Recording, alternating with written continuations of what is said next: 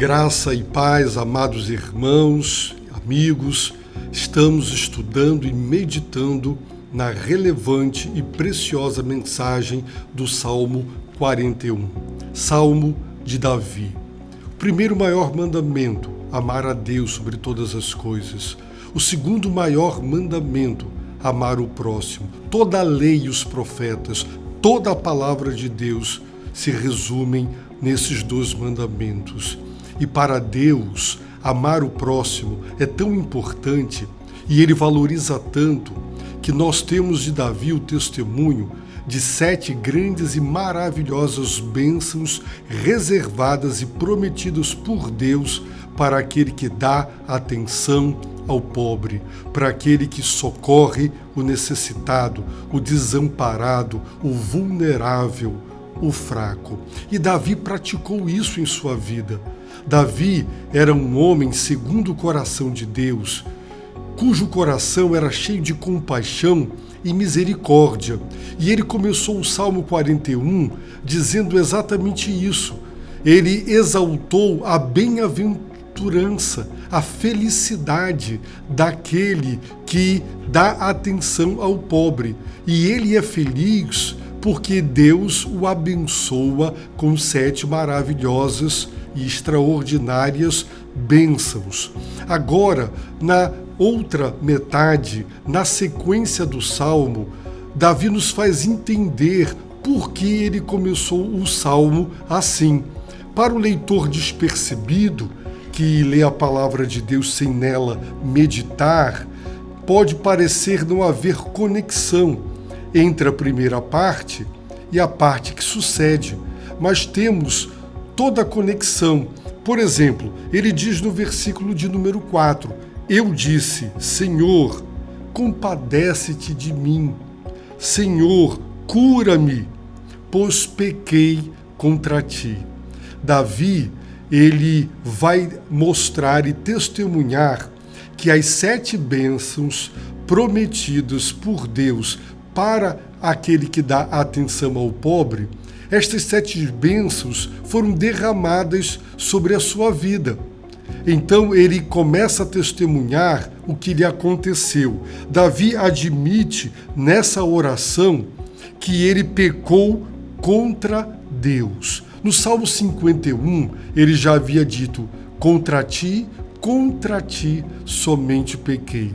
Todo pecado é contra Deus. Você pode ter cometido o pecado de ter enganado alguém, traído alguém, mentido para alguém, roubado, lesado alguém, mas em última instância, todo pecado cometido contra o próximo, ele também é cometido contra Deus. Por isso, Davi confessa e ele pede, Senhor, compadece-te de mim. Ele sabe que para Deus ouvi-lo, ele não tem mérito. Davi não faz das boas obras que praticou para com os pobres base para julgar-se merecedor das misericórdias e de que Deus o ouvisse. Davi sabia que amar o próximo, abençoar o pobre e socorrê-lo é o dever daquele que teme a Deus. É dever daquele que conhece o Deus vivo e verdadeiro. Por isso, ele pede para Deus compadecer-se dele. Senhor, compadece-te de mim. E ele então pede a Deus a cura. Cura-me. Se tu me curares, eu entenderei que o Senhor compadeceu-se de mim. Cura-me. E ele admite que a razão da sua enfermidade é o seu pecado. Davi já percebia há tantos séculos atrás que o ser humano é todo interligado, que o ser humano não tem partes independentes e inatingíveis. O ser humano é constituído de alma, espírito, corpo. Ele é a soma de várias partes, é uma totalidade. Ele é um ser único. E cada uma das partes que constitui o nosso ser interage uma com a outra. por isso, ele entende, ele confessa, ele admite que a razão da sua enfermidade foi o pecado que ele cometeu contra o próximo e também contra Deus. Davi sabia que o pecado gera doença, doença na alma, doença nas emoções, gera também doença física. Há uma relação direta entre enfermidade, entre pecado e o justo juízo de Deus. No entanto, não afirma, e as Escrituras de modo geral também não, que necessariamente toda enfermidade é por causa do pecado. A Bíblia não ensina isso, mas Davi admite que no seu caso era isso o que se passava. Então, doente, como consequência dos seus pecados, Davi tinha inimigos e seus inimigos, diz ele, falam mal de mim. Davi era um rei que detinha os três poderes, o executivo, o legislativo e o judiciário.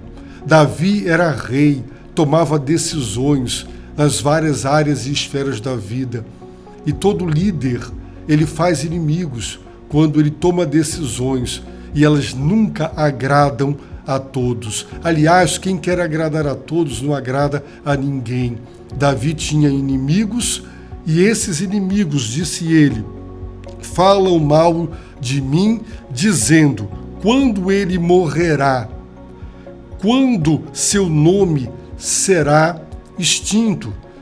Observem que os inimigos de Davi, ao saberem da sua grave enfermidade, torciam pelo agravamento da doença, de modo que ele morresse. Os seus inimigos torciam e esperavam que aquela doença se agravasse progressivamente e culminasse na morte, de tal maneira que o seu nome será extinto, será apagado da face da terra. Se algum deles vem me visitar, os seus inimigos, que aparentemente apresentavam-se como amigos, faziam visitas. E nas visitas que faziam, disse Davi, conta mentiras. Sim, dizendo, eu espero que você se recupere. Oh, Davi, nós estamos sofrendo, nós estamos tristes com tudo o que está lhe acontecendo e esperamos que você se recupere, que você se levante deste leito. Sim, Davi disse, os meus inimigos falam mal de mim, eles torcem para que eu morra, e quando algum deles vem me visitar, e observe que esses inimigos faziam parte do círculo íntimo, tinham acesso a Davi no seu leito de enfermidade e se aproximavam dele. Davi declara, encheu seu coração de difamação. Então, ao sair dali, daquele leito, daquele quarto, eles enchiam o coração de difamação. E quando saíam do quarto, espalhavam isso. Saíam de lá dizendo, ele merece mesmo, ele não presta, ele tem mais é que sofrer e morrer. E o difamavam, o caluniavam e espalhavam boatos, fake news, dizendo, ele está mal e vai morrer mesmo. Davi declara, todos os que me odeiam cochicham entre si contra mim. Davi percebia de longe pequenos grupinhos que falavam baixo para não serem ouvidos. E Davi percebia que naquele círculo íntimo de assessores, de ministros de Estado, quem sabe até de familiares íntimos, eles estavam cochichando contra ele. E Davi afirma, pessoas que pensam coisas ruins, eles pensam coisas ruins a meu respeito, querem o meu mal. E eles dizem, algum tumor maligno o acometeu, ficou de cama e não se levantará mais. Sim, eles diziam, um tumor, uma grave enfermidade. ele não tem escapatória. Dessa vez, ele não escapa, ele ficou de cama. Eu fui visitá-lo, eu o vi caído, prostrado no leito. Dessa vez, ele não se levantará mais, ele não se recuperará. Até meu próprio amigo, disse Davi, pessoal, em quem eu tanto confiava, com quem eu comia o pão, traiu-me. Jesus, em João, capítulo 13, versículo 18, Jesus disse sobre Judas Iscariotes: não me refiro a todos vós, conheço aqueles que escolhi, mas para que se cumprisse a Escritura, o que comia do meu pão traiu-me. Jesus Cristo citou este texto e o aplicou a Judas. Jesus conviveu com Judas durante quase 3 anos. Judas ria, sorria, estava com o Senhor em plena comunhão, comunhão íntima. Diariamente partiam o pão, celebravam as festas, andavam juntos. Judas viu Jesus operar sinais, prodígios e maravilhas e compartilhava e comungava da sua mesa. Mas ele era traidor. E Davi está aqui estupefato, Davi está aqui decepcionado. Sua alma está rasgada pela navalha da traição. Até meu próprio amigo pessoal, era alguém íntimo, era alguém que compartilhava com ele das refeições, comia à sua mesa. E Davi disse: em quem eu tanto confiava. Seres humanos são traidores, o coração humano é adúltero. A fidelidade é uma virtude raríssima quando as pessoas percebem que seus interesses podem estar sendo comprometidos, traem seus melhores amigos. Quando querem salvar as suas próprias peles, entregam os seus melhores amigos. Quando seus prazeres estão em jogo, são capazes de fazer tudo contra aqueles que afirmam amar e serem leais. E Davi sofreu esse golpe, o duro golpe de ser esfaqueado pelas costas por um traidor, um amigo pessoal em quem ele tanto confiava. Veja que apesar de tudo isso que lhe aconteceu, Davi foi abençoado por Deus. Por quê? Porque Davi, ele dava atenção ao pobre. E no dia da sua calamidade, Deus o socorreu. Deus o livrou, Deus o protegeu, Deus não o entregou à vontade dos seus inimigos. Deus se compadeceu de Davi, Deus o curou, Deus o levantou, Deus lhe deu vitória. Deus não deixou que seus inimigos vibrassem, rissem e eles comemorassem a extinção do seu nome.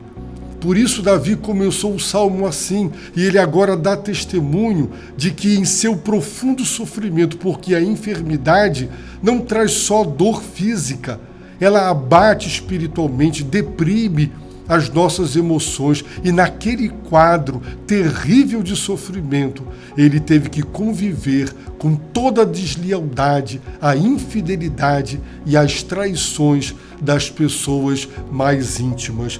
Mas a partir do verso 10, Davi declara: mas tu, Senhor, compadece-te de mim e levanta-me, para que eu lhes retribua, porque Davi representava não agora uma pessoa irada e que quer se vingar pessoalmente. Ele era o poder judiciário e ele deveria, como rei, fazer justiça. Sei que te agradas de mim, disse Davi, por causa disto. Meu inimigo não triunfa contra mim, porque Davi compadeceu-se do pobre e o ajudou, e ele colheu as 7 maravilhosas bênçãos de Deus em sua vida. Quanto a mim, tu me sustentas na minha integridade e me colocas para sempre na tua presença. Davi conclui dizendo: bendito seja o Senhor, Deus de Israel, de eternidade a eternidade. Amém e amém. Por isso, eu concluo dizendo: seja bom, ame o próximo. Quem ama a Deus, quem teme a Deus, ama o próximo. Socorra com amor, não para trocar, não para ser abençoado. Esqueça até dessas promessas. Faça o bem por amor, por se compadecer, por se colocar no lugar do aflito, do necessitado e do vulnerável. E com certeza a fidelidade de Deus o honrará. E mesmo que você enfrente o dia da calamidade, como Davi entregou, e seus inimigos queiram a sua destruição, Deus não te entregará à vontade deles. Deus te protegerá e Ele preservará a sua vida, e na terra você será feliz, como as 7 maravilhosas bênçãos de Deus prometidas nos ensinam e afirmam. Que Deus te abençoe rica e abundantemente.